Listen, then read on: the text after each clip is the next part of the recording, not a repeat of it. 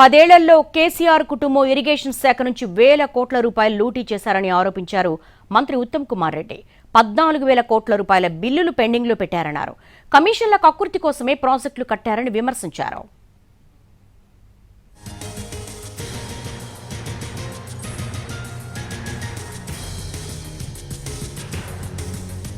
దేవాదుల ప్రాజెక్టుకు పెద్దపీట వేస్తున్నామన్నారు మంత్రి పొంగులేటి. ఇరిగేషన్ శాఖలో ఉన్న 15,000 కోట్ల పెండింగ్ బిల్లులు ఉన్నాయన్నారు. వాటిలో జెన్యూన్ బిల్లులను క్లియర్ చేస్తామని చెప్పారు ఆయన.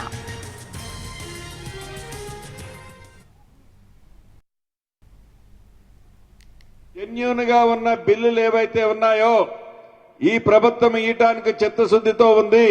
ఇందాక చెప్పారు గౌరవ మంత్రివర్యులు, సుమారు మేము ఛార్జ్ తీసుకునే నాటికి ఇరిగేషన్ సెక్టార్ లో 14 నుంచి 15,000 కోట్ల రూపాయలు పెండింగ్ బిల్సే ఉన్నాయి.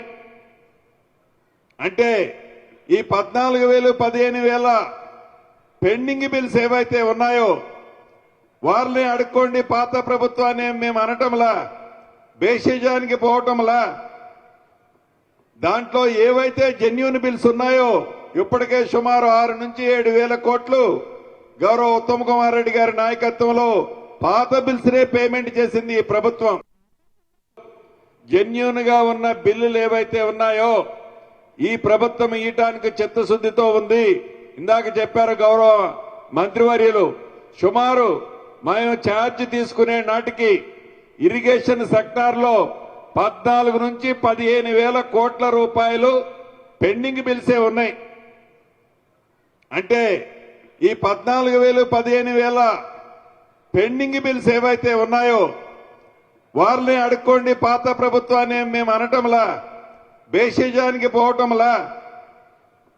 దాంట్లో ఏవైతే జెన్యూన్ బిల్స్ ఉన్నాయో ఇప్పటికే సుమారు 6 నుంచి 7,000 కోట్లు గౌరవ ఉత్తమ్ కుమార్ రెడ్డి గారి నాయకత్వంలో పాత బిల్స్ నే పేమెంట్ చేసింది ఈ ప్రభుత్వం.